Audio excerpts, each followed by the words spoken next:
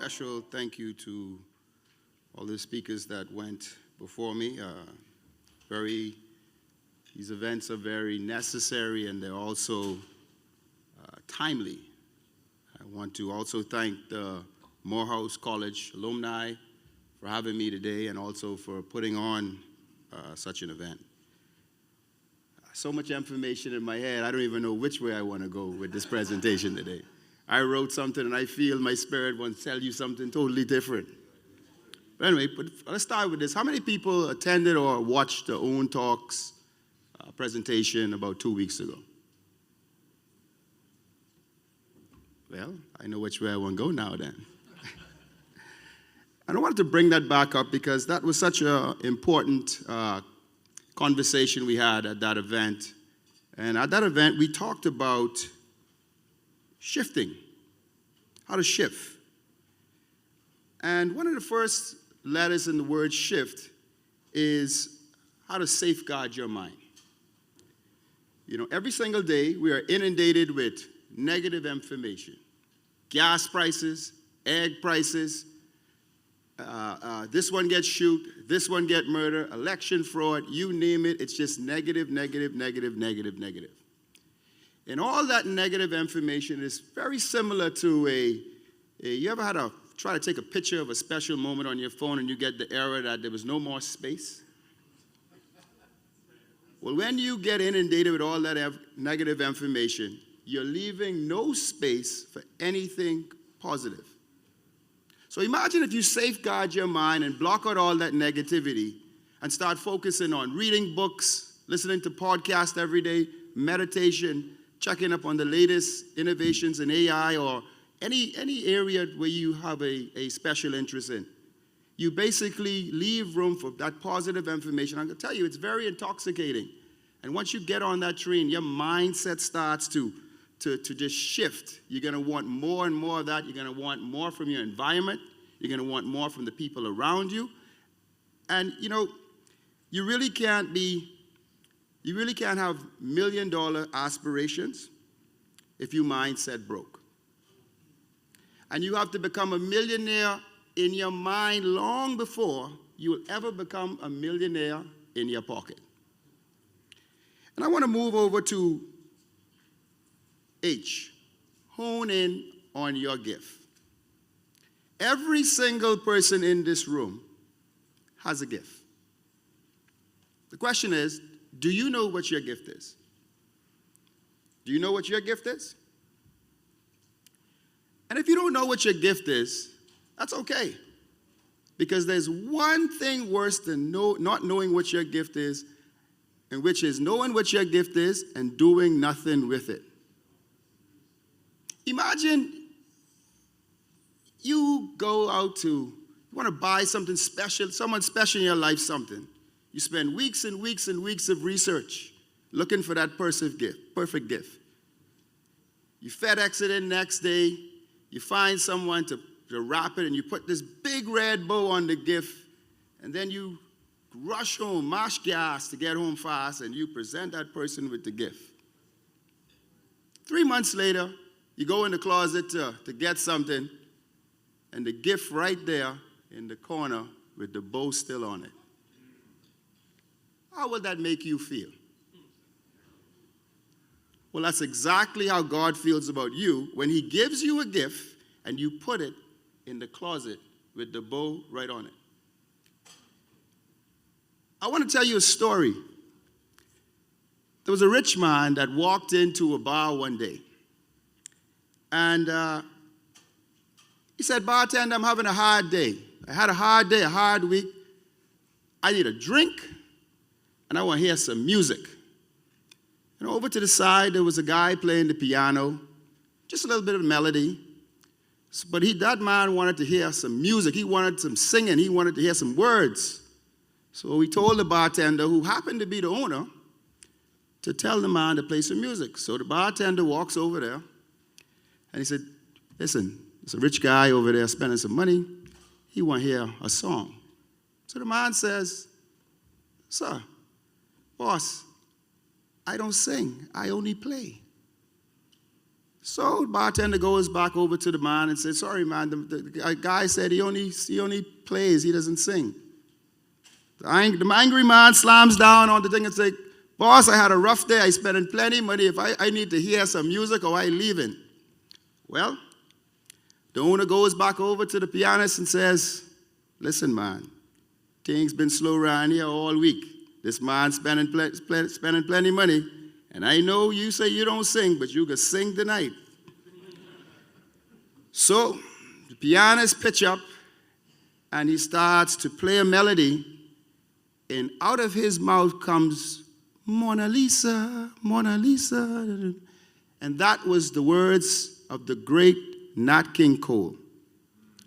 All that time, he was sitting on a gift, wrapped in a big red bow, in the closet, and he later moved on to be one of the most greatest singers of our time. So I want to encourage all of you, because there's a lot of people in here that may be binge thinking. You know, it's never the right time to do the right thing. The greatest thing you can do for yourself is start. Whatever your gift is, harness that gift. Become the best that you can be at that gift. And the key to monetizing gifts like this is you have to understand how to create value with your gift. And creating value is simple, because the philosophy of money is creating value. To create value, you have to ask yourself, what do you do better than anybody else that other people need often? Or what do you know more than anybody else that other people need often? And if you can create value, you will always be able to create money. So, my friends, like I said, I don't know how to say this delicately, but you have to stop cock-blocking your potential. Now, you have to, invest in your vision. And I know what some people thinking about investing in your vision, you don't have enough money to invest in your vision. Well, I can tell you why you don't have enough money to invest in your vision, because society has robbed you just like they robbed me. Gucci robbed me, Dior robbed me, Rolex that is sold the same time as the Timex robbed me, and when I look around this room, they rob you too. Our goals, our aspirations, our dreams will require capital. Banks don't lend money for entrepreneurs. Banks don't fuel ideas and dreams. Bank just simply has a formula. They'll lend you money against cash flow secured by an asset. That's it.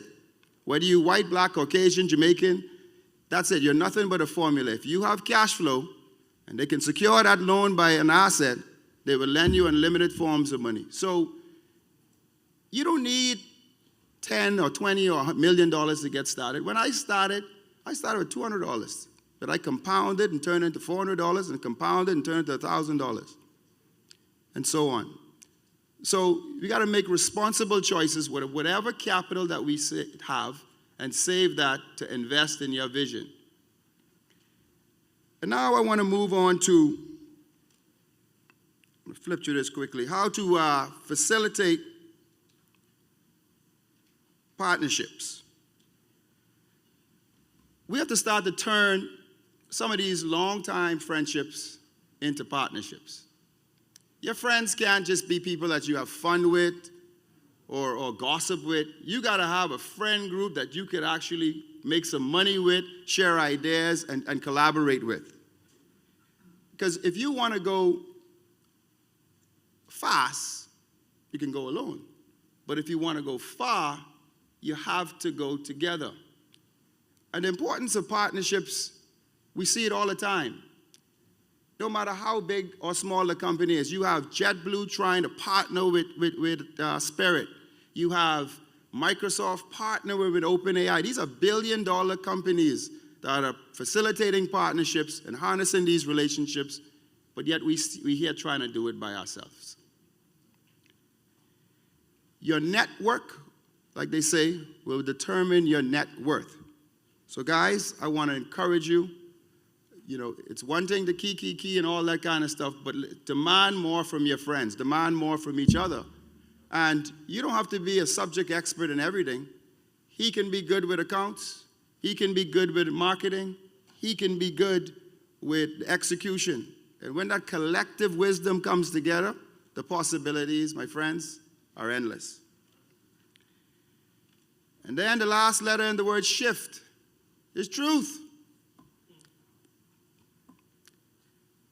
A lot of us require everyone to be truthful for us, to us. But the question is, are we even truthful to ourselves? We walk around with the greatest hypocrisy because the truth is, most of us are not even truthful to ourselves. One day, someone asked me, what was the most challenging thing I ever had to do in business or overcome in business?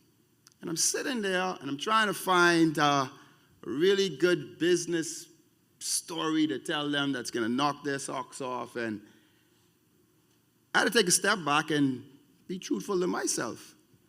Because one of the hardest things I had to overcome in business was not some of the problems of business themselves. It was dealing with the casualties of growth. You see, I had to be honest with myself, and I had to get rid of habits that no longer served me. I had to distance myself organically from friends that no longer were in line with my purpose and where I was trying to go. I had to get myself out of situations that were costing me my peace. I had to disconnect myself from certain business ideas and business partnerships. And I also had to exit myself from certain environments that were no longer good for me. I had to be true to myself. And I encourage you guys to be true to yourself. And when you're growing, you'll naturally grow apart from things and people. That just happens. You see, the bridge, I don't know how many people are staying in Paradise Island. Anybody stay in Paradise Island from out of town? No? They all have you staying here? Well, anyway, there's a bridge right over there. You can see it from here, and it was named after a great Bahamian, Sir Sidney Poitier.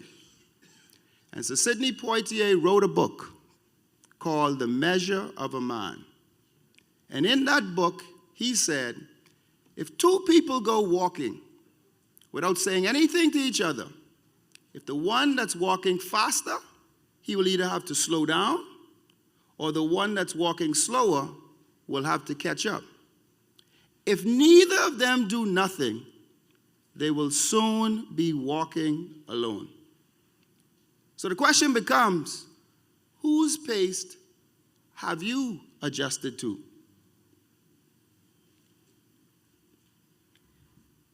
We have to stop shrinking to be digestible. There's no transformation with stagnation. So, now that I've gotten that off my chest, let me say what I actually came to say. I was born in Pinewood Gardens, and I know there's a lot of out-of-towners here. Well, listen, that's in the South, where, working class finds themselves refuge and a good residence. So I come from humble beginnings, just like many of the young people in this room, and even some of the older ones. And I grew up with a single parent.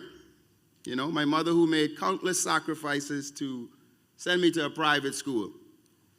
And I got lucky. I got to go to the private school of my dreams, St. Augustine's College. I see a soccer right here in the room now. I don't really rep St. Augustine's anymore because, I didn't graduate from there. But that's a different story. This was a 1991 dream. It was an old dream. I got to go to St. Augustine's College in 1991. And that excitement was abruptly put to a full stop when I found that I had to repeat grade 7. My grade point average was 1.42. Now, guys, if you all don't know what that means, that's somewhere between dumb and finish. So, in grade 9, I got kicked out of SAC, and I went to The only school that would accept me, one 7-day Adventist school named Bahamas Academy. The only school that was going to accept me. We apply everywhere. And 3 months into my attending Bahamas Academy, I got suspended again because I found an opportunity that I can leverage the restaurant across the street and sell meals at a $2 markup because the cafeteria food was so bad. I made one fatal mistake. I was importing chicken and conch, and with Adventist people, conch is a no-no, so I had no idea. So my mother thought it was a great idea to keep a closer eye on me, so every single day from that day on, she would pick me up, and I had to wait in the car until she got off. She worked at British American, which is a local insurance company. So, being the mischievous but curious young man that I was, I found a way to pretend to always have to go to the bathroom so I can wiggle my way into the AC. And instead of staying in the car each day, as soon as she went inside the building, I would sneak into the employee kitchen and pretend to do my homework.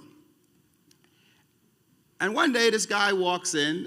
He was from the IT room. He had recognized me from being my mother's child, and he invited me in the back of his office to basically show me what he did for work. And that's where I learned to fix and build computers.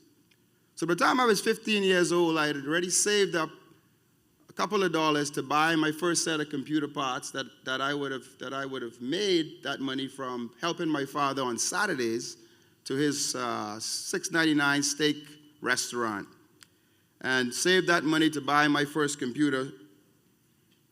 I was able to go off to Advanced Technical Institution in Miami to pursue my dreams in technology. And then one day I saw a commercial on TV, and they were advertising the DirecTV satellite. It went on sale at Circuit City for $49.99. Well, being a Caribbean person that I am, that was a deal I could not refuse. So I found my way over to Circuit City and bought a satellite. And as I'm loading it in the car, this guy taps me on my shoulder, and it was the salesperson. And he said, do you need any help getting it hooked up? Well, I said, no, I'm a pretty technical guy. I could hook that up myself. So he said, well, all right, I gotta get you the channels for free. Well, if you know anything about us Bahamians, when we hear the word free, we become immediately intrigued. So I quickly changed my answer to no, I don't need any help, to I'm gonna need a lot of help after all.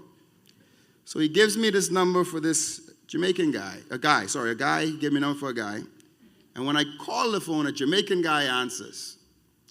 Took down my address. He later shows up with a laptop and a black box with a green light on it.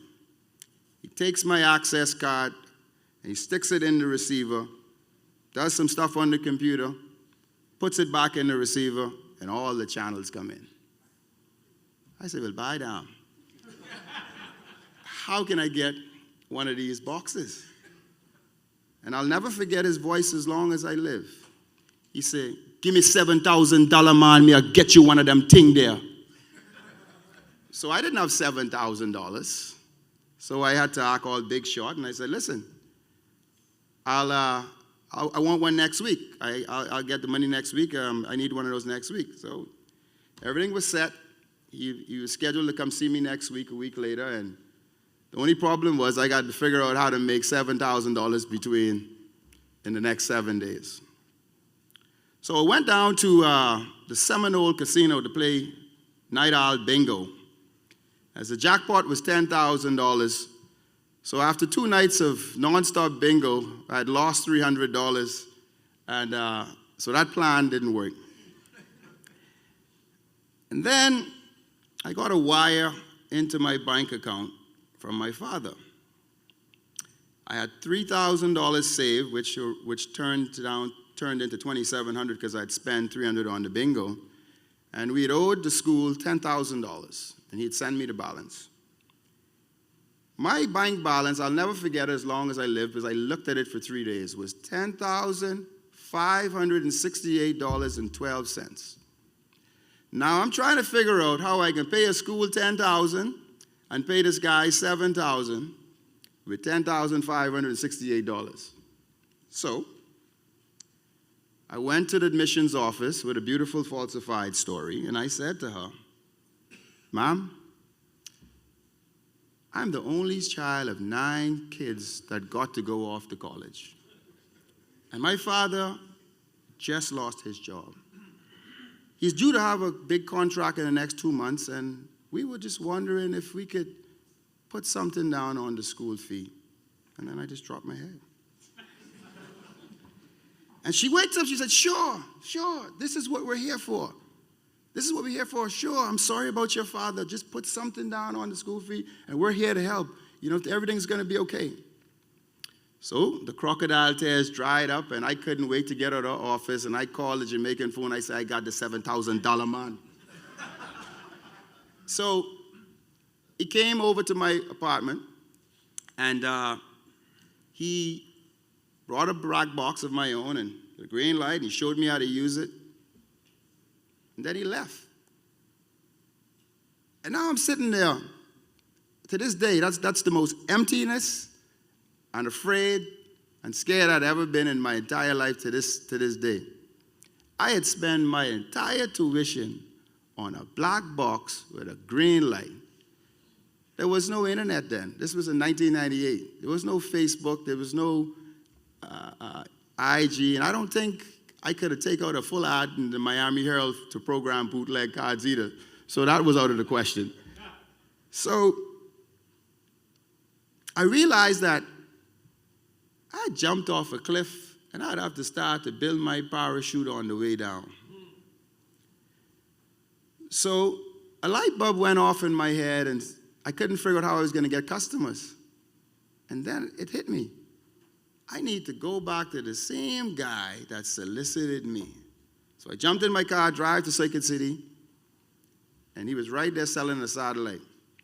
And this time, I tapped him on his shoulder, called him outside, and told him that I have one of those machines. And I said, "Listen, I'll give you $50 for everyone you send to me." He quickly said that was a better deal than the Jamaican guy was giving to me. He took my number. And as I'm turning into my yard, going back home, I get a call, and he gave me 2 addresses, and on my first day, I made $800. So every day after school from that point on, I would just go in Circuit City Yard and just wait for the phone to ring. And then I started to go to school a little bit late on Mondays and a little bit late on Wednesdays, and then every day after school. Then I stopped going on Mondays, stopped going on Wednesdays. And then on the 42nd day, that's why I got to adjust that bio, because it gives the illusion that I graduated from advanced technical institution. On the 42nd day, 2 days before Black Friday, I'm coming out of my yard, and I get stopped at a red light, and this is one of them red lights that is beyond red for 5 minutes because there's a main street, so I put the car in park. And I closed my eyes, and I could see this vision of my professor. He has on his favorite shirt, and I know the shirt because it's the 3rd button missing. He wears it 3 times a week, and he drives a Nissan Sentra with the back left hubcap missing. And I say to myself, how is this guy going to make me successful when he's clearly not successful himself? So I'm awakened to the blowing of a horn. The light had turned green, and it was right turn to go to college and left turn to go to Circuit City. I almost flipped that car over, turned and left. And I don't say this to, by the age of 23, I was a millionaire. And I don't say this to impress you, I say this to impress upon you that when you hone in on your gift, when you try to be the best and the greatest as whatever gift God given you, and you put the work in and you put the effort in, your possibilities are endless. So there's a lot of young people in the room, and there's a lot of not so young people in the room. Any one of us can shift our trajectory at any time. You're never too young, you're never too old. I still shifting, you know. So,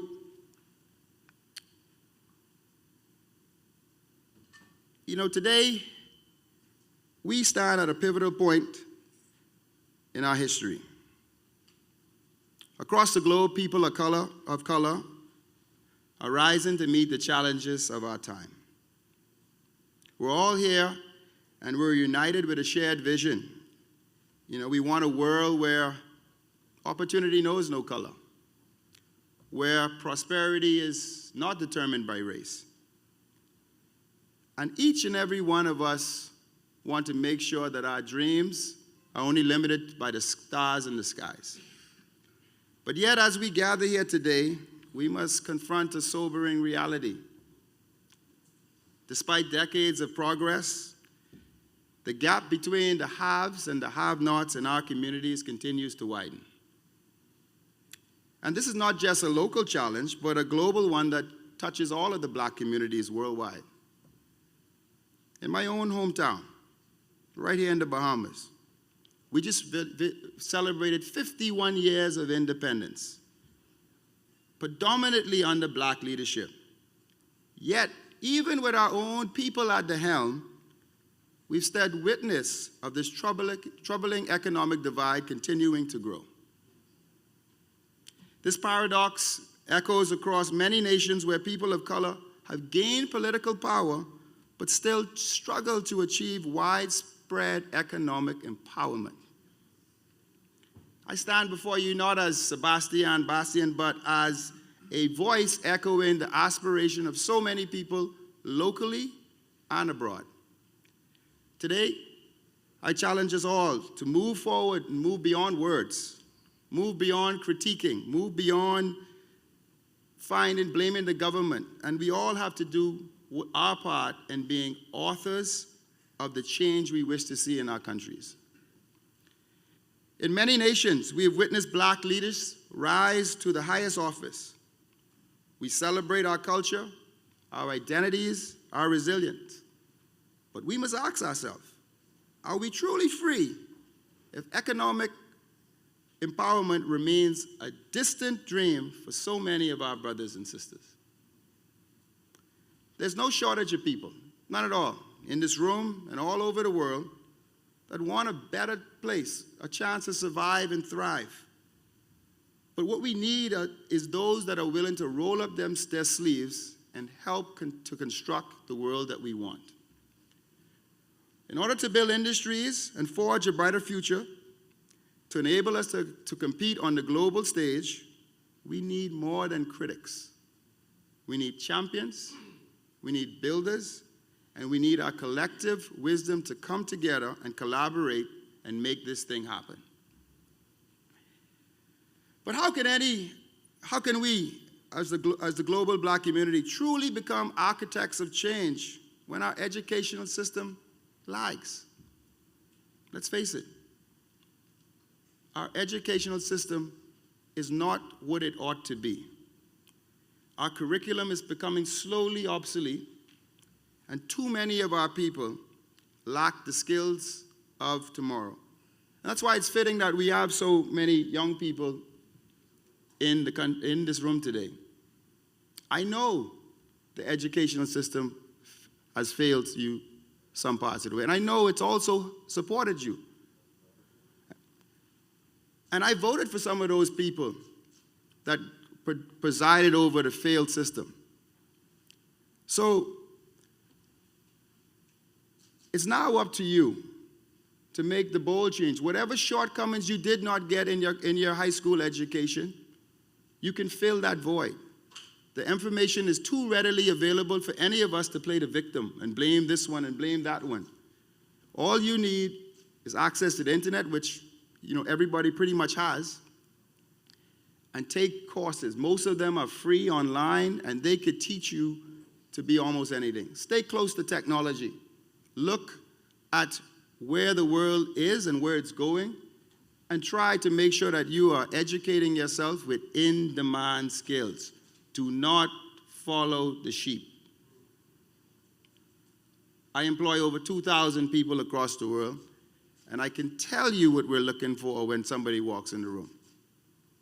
Yes, your degree is admirable, but we're looking at what skills do you have? What experiences do you have? How can you come into our organization and make meaningful change?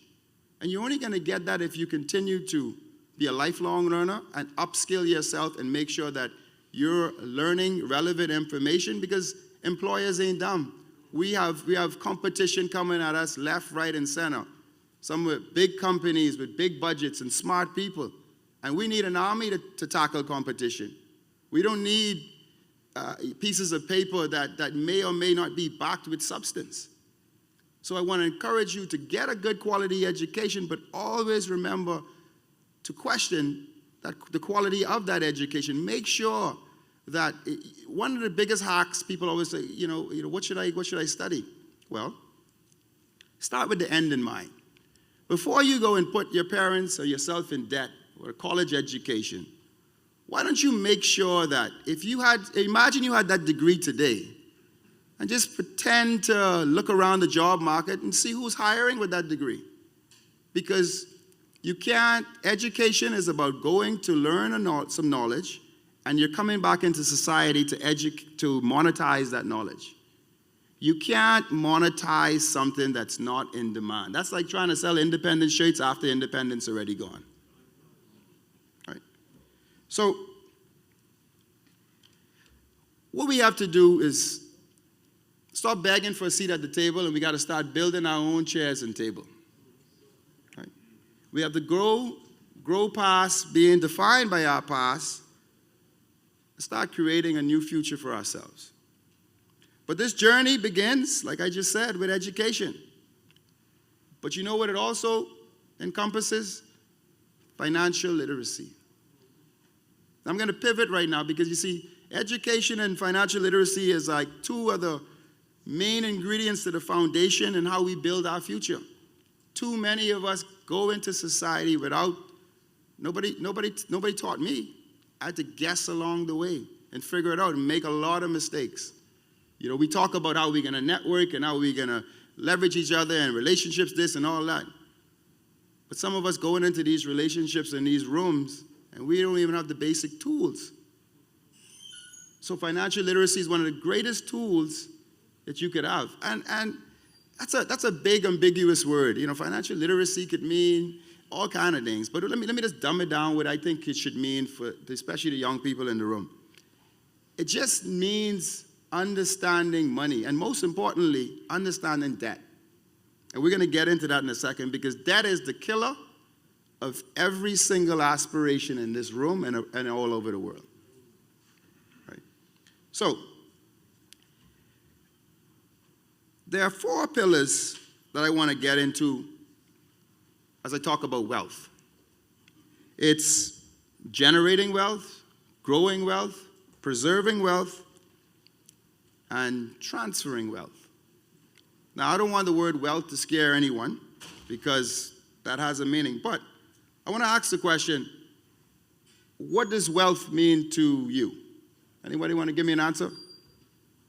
You look like you're ready. What does wealth mean to you?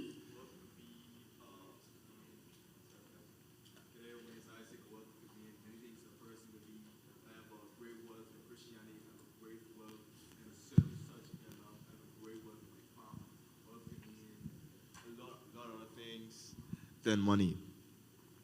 Okay, I like that.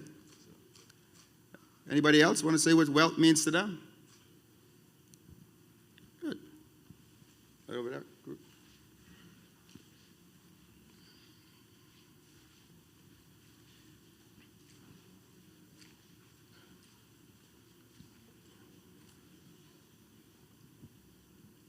In my opinion, wealth doesn't necessarily mean money. It can mean the means to access something. Let's say we said earlier, by skills and other sorts of that criteria. Thank you. Really good. So, as you can see, wealth means different things to different people. And even for the same person, wealth is going to progress. Their meaning of wealth is going to change. Wealth, to me in my 20s, is certainly different in my 30s, And wealth is certainly different now in my 40s than it was in all my previous years. And I'm anticipating that the definition of wealth will change as I near 50 one day. But according to the Webster Dictionary, wealth is an abundance of valuable possessions or money. But for most people, I'm talking the 99% of the world, working class people that just want to survive and make a good living for themselves and their families, wealth is simply financial freedom. So the question becomes, how do we become financially free? When I was growing up, like I said earlier, I wanted a lot of things when I was young. I wanted the latest Jordans, I wanted the latest video game, I wanted a lot of things, but I had a single mom that was making a great sacrifice just to send me to a private school. So with all those requests, there were a lot of no's. And you can't take no to the bank. So I had to improvise. It was my SAC days, and I was attending a school with about 1,000 students. And they all had one thing in common. They like candy. And everybody likes the candy man. So I bought some wholesale candies, and I was selling candy on campus every chance I got. And I was able to generate enough money to buy the things that I wanted for myself. But most importantly, what I was doing, what I didn't realize I was doing, I was generating passive income. And financial freedom happens when your passive income is greater than your burn. And I'm going to just dissect that. Your passive income is the money that you don't have a 9 to 5, you don't go on a 9 to 5 for. Right? And your burn is your cost of living. And if you can develop a life, and this isn't some super sophisticated multi-million-dollar strategy, this is just generating sufficient passive income that is less than your burn, and you will never have to work a day in your life.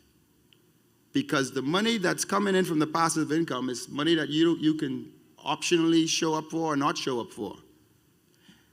But in order to do that, you have to master one thing: the art of utilizing OPM, other people's money.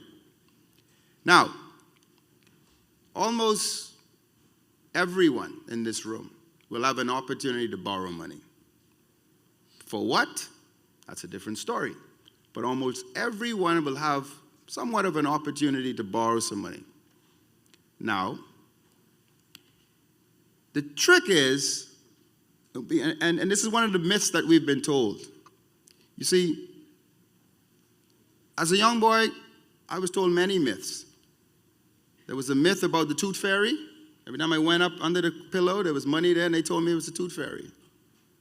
Then there was, every time it was Easter, I go and find eggs, and they said I was the Easter bunny. And the greatest myth was, the gifts under the tree. They said Santa came down the chimney and put them there. Well, I live in the Bahamas. We don't have no chimneys.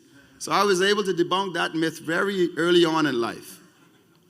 But the greatest myth that exists amongst us, that of all of us not achieving the ability to generate true wealth or true financial freedom, is the myth of home ownership.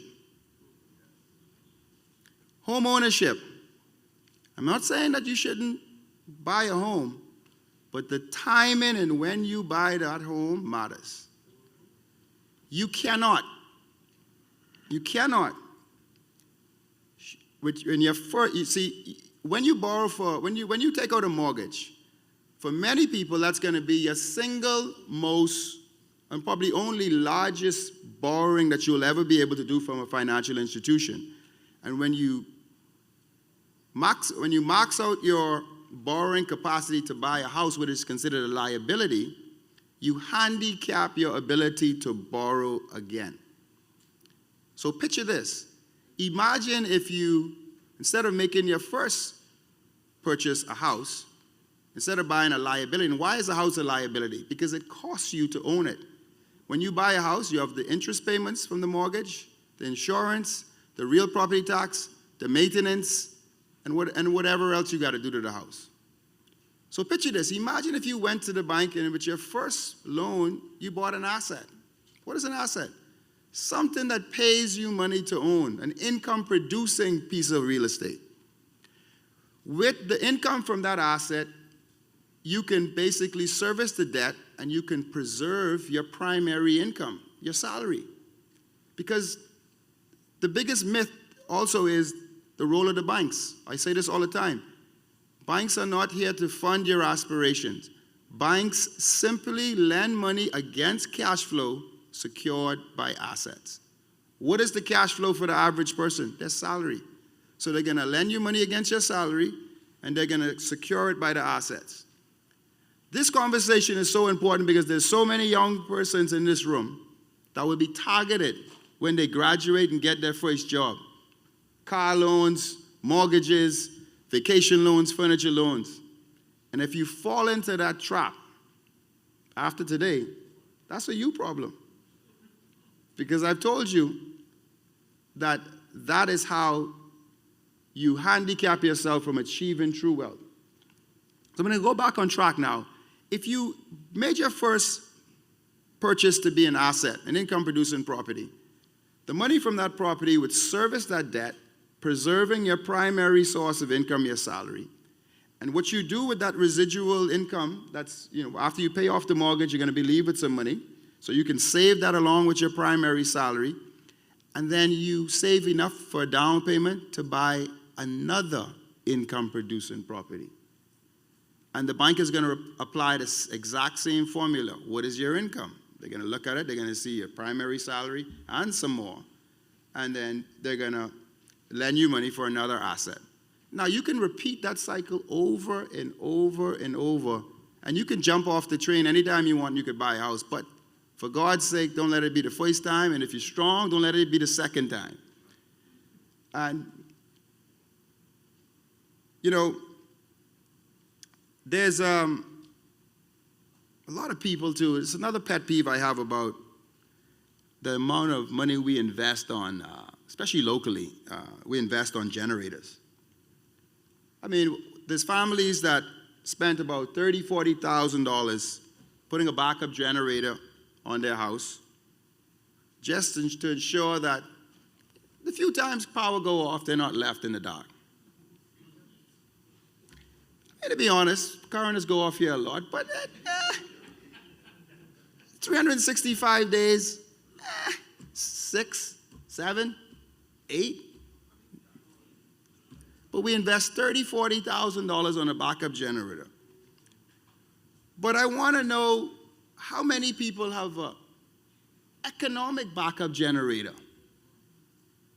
What if the power goes off in your primary salary? How do you back that up? That generator outside ain't gonna pay the bills. So it's very important to ensure that you have a second source of income, no matter how small. If you don't know what to do or what to invest in, all that takes is exposure. As successful as you think I am, I spent last week I was in China for 8 days, and in April I was in China for a month. I was putting myself in the environment to see new things. I can't sit here in a sandbox and expect the idea to come to me because ideas don't walk. So you don't have to be some guru entrepreneur or some expert. All you have to do is put yourself in environments to see opportunities and then seize them. That's it. So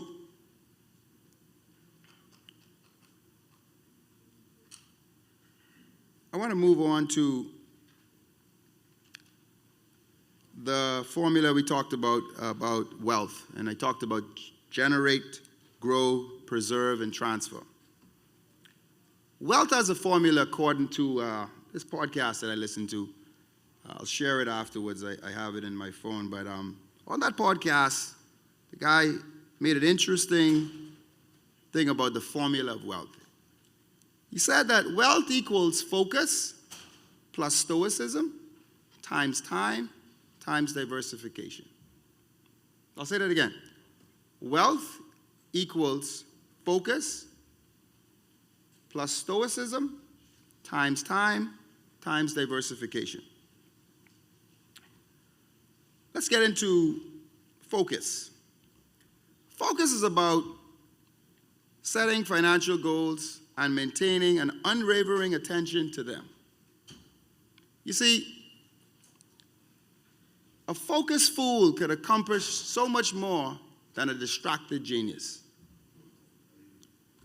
So focus means identifying what truly matters in your financial journey, eliminating all distractions that don't serve your wealth-building goals, and consistently working towards your financial objectives day in and day out. Focus will keep you on track, ensuring that every financial decision aligns with your long-term vision. So we have to stay focused. And then there's stoicism. In the context of wealth building, stoicism represents emotional discipline and resilience. What that simply means is it involves maintaining composure when there's market volatility or some financial setbacks. Maybe things didn't go as planned with your business or business idea. Stoicism will make you make rational decisions that are based on logic instead of greed or fear. It allows you to embrace delayed gratification for long-term financial gain. And Stoicism allows you to learn from failures and viewing these challenges as opportunities. In other words, Stoicism will give you the mental fortitude to stick with your financial plan even when times get tough. And then there's time. Time is the factor that underscores the power of patience and long-term thinking and when creating wealth. It understands and harnesses the power of compound interest. It recognizes that significant wealth is built over decades and not overnight. It consistently investing and reinvesting over long periods of time, and it allows your investment and strategies to mature to yield the intended results. Time is the multiplier that can turn small, consistent efforts into substantial wealth. And then there's diversification. Diversification is about spreading your investments across various asset and management. So I'm going to break it down because we have some young people in the room. When you diversify, you might, if you have some money to invest, because all of you guys will be future leaders and future entrepreneurs. So I'm preparing you for your purpose, preparing you for what's to come. When you get a couple dollars, you diversify. You make sure that you have some in real estate, you have some in bonds, you stay close and you educate yourself about the stock market, and make sure you have a diversified portfolio. It's about not putting all your eggs in one basket, investing across different asset classes, industries, and even geographical regions. You got to balance high-risk investment with more moderate ones so that you have a balanced portfolio. And diversification will help you protect your wealth from market volatility and unforeseen changes. You know, we live here in the Bahamas, and there's always the fear of natural disasters. So even if you don't, fortunately, we have an archipelago, even if you can't invest outside of the Bahamas, maybe diversification means a little bit of investment in Nassau and a little bit of investment in one of the family islands. But you don't have all your eggs in the same basket. So when you combine these elements, maintaining focus on your financial goals, approaching wealth building with a stoic discipline, giving your strategies time to work, and diversifying your investments, you are creating a powerful formula for generating and growing wealth. Now I want to go quickly into preserving wealth. We talked earlier about debt management. Like I said, a lot of you students and some of us in the room as well, we're targets to predatory lending. So we got to make sure that every time we borrow, we're borrowing for assets and not liabilities. That is the biggest killer to financial freedom and your capabilities of generating any sorts of wealth. Stay away from bad debt. We were grown up to think that debt is bad. That is only halfway true. Bad debt is bad. Good debt, OPM, is good. Right? So I want to encourage you guys to borrow to win.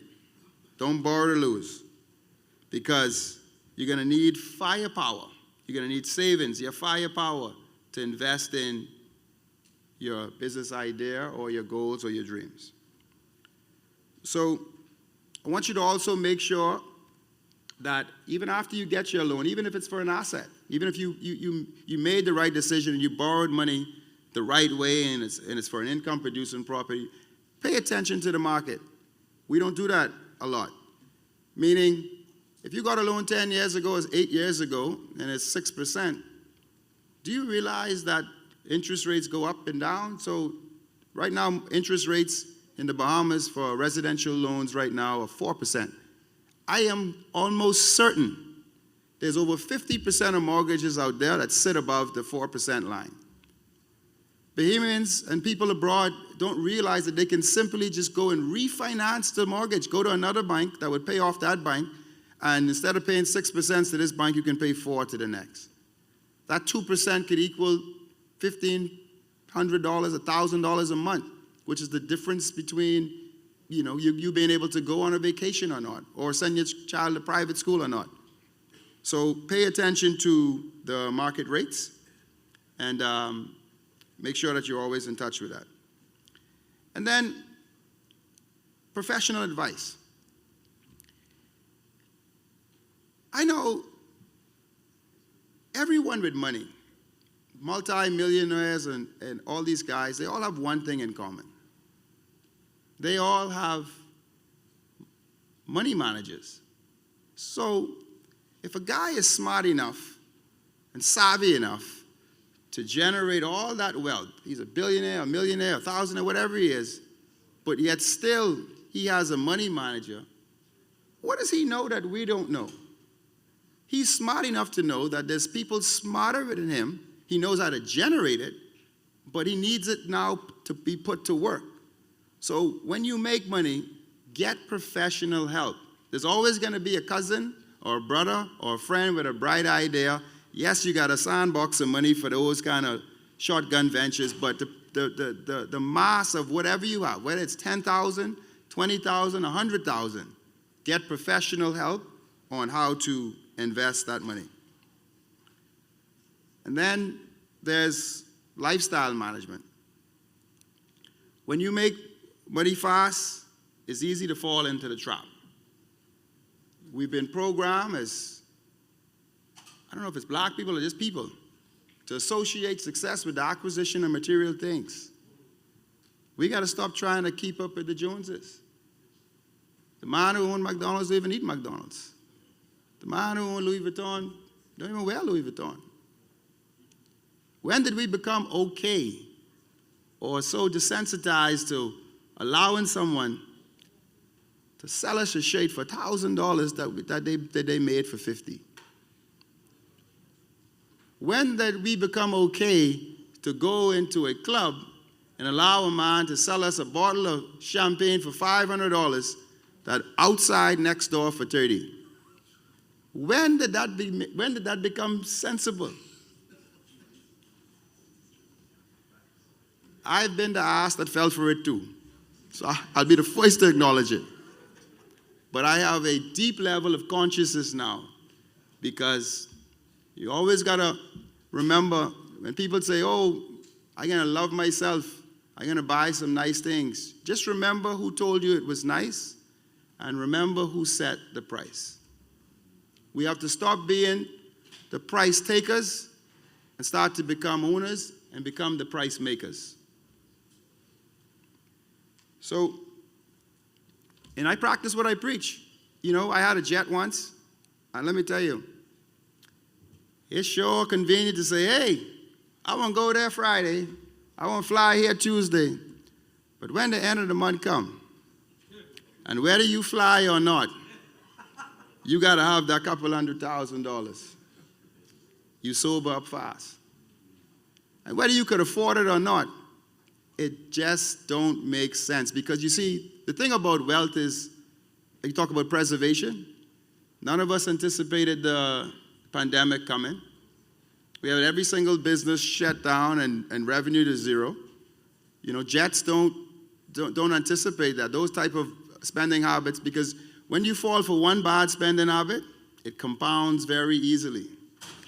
And so you have to maintain a balanced income to spend ratio. We have this tendency as black people, predominantly, you know, when we get our first job, we're in a Honda Civic. As soon as we get a promotion, we're in a 3 Series BMW. As soon as we're promoted to director or manager, we're in the 5 Series. And as fast as the income comes, we fall for the scam. We need humility. Nobody coming to save you. You have to be doing the things that put you in the position to save yourself. You know, I just drive a BYD. I mean, I could drive anything. It's an electric Chinese car. And I'm content with that. And I can drive that till the wheels fall off. Or maybe for 3-4 years, yeah. But I'll get another one. My days of Ferrari and all those other funny kind of, I ain't letting the white man rob me no more.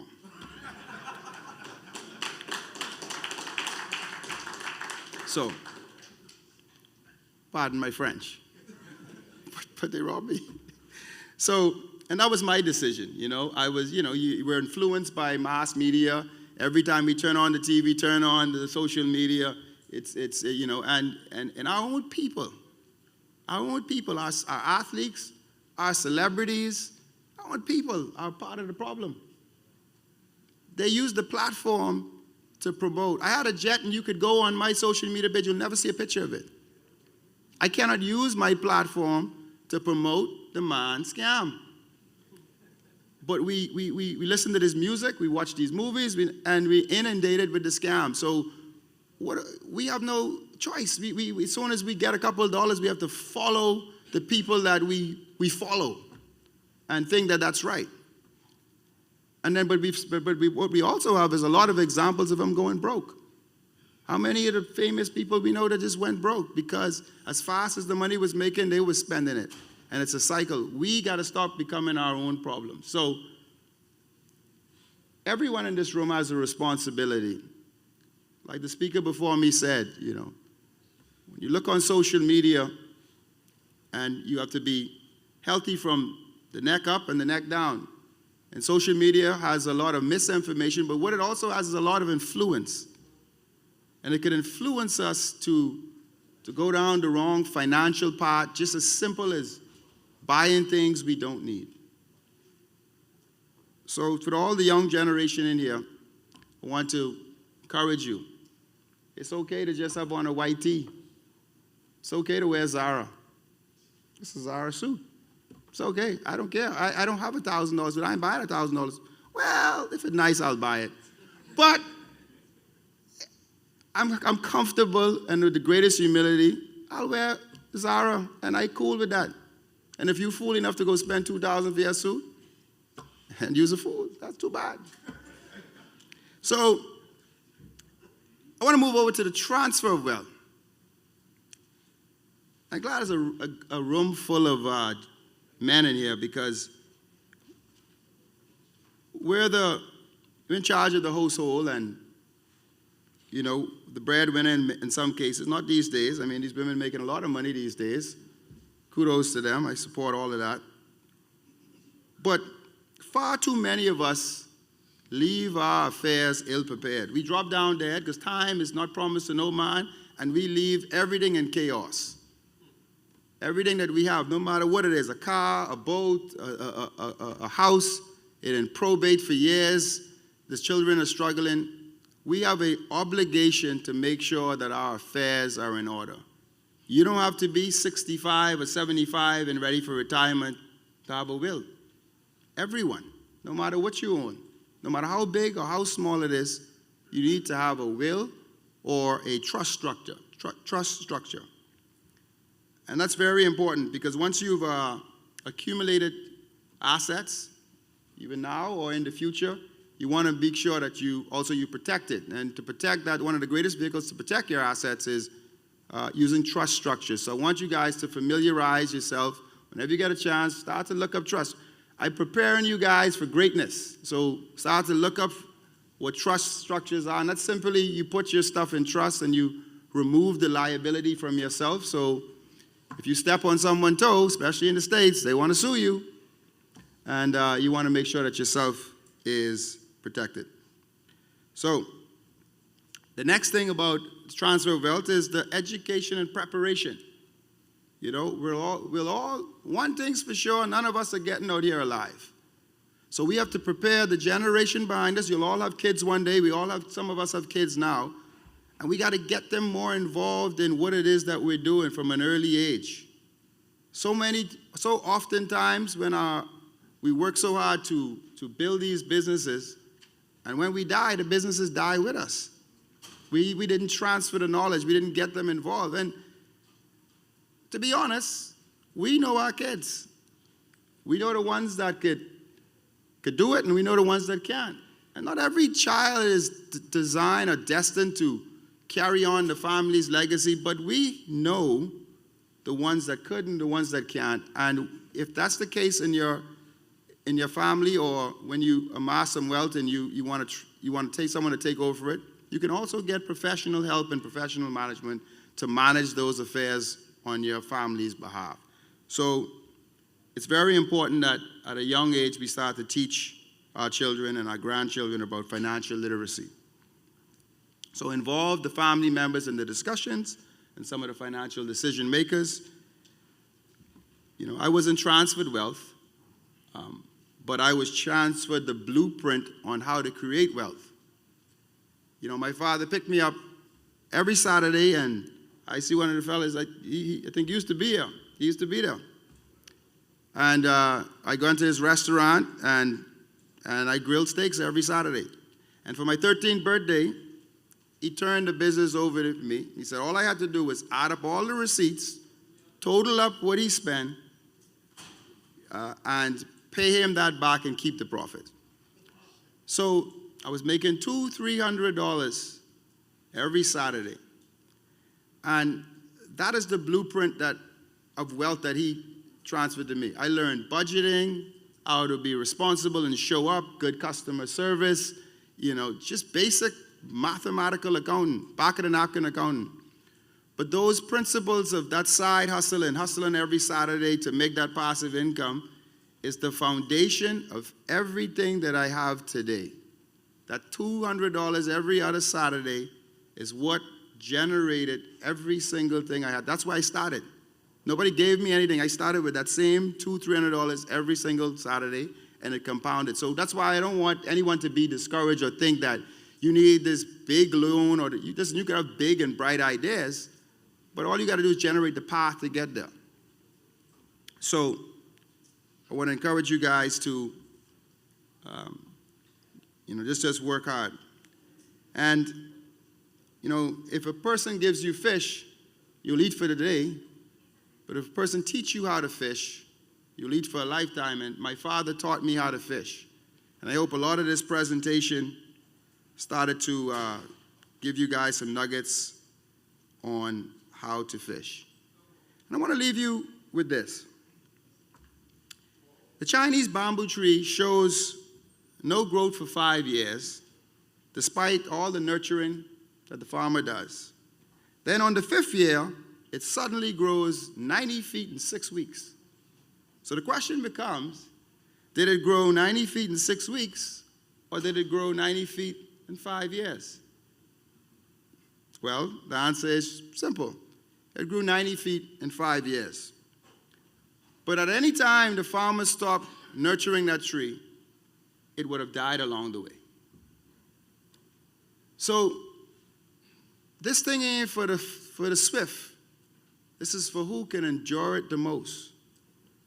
So it's going to be a slow ride. It's going to be a consistent ride. But the destination is going to be inevitable. You know, we live in a time when, you know, we're not owners and operators of all these industries. We started a long distance behind others. And when you are going along your journey to disrupt, you're going to be met with a lot of headwind, a lot of no's, a lot of running interference. Because you see, when you're trying to disrupt an industry or innovate an industry and come on, your biggest resistance is going to come from the people or businesses that are the best in the industry that you're trying to get into. That's the ones who are going to block you.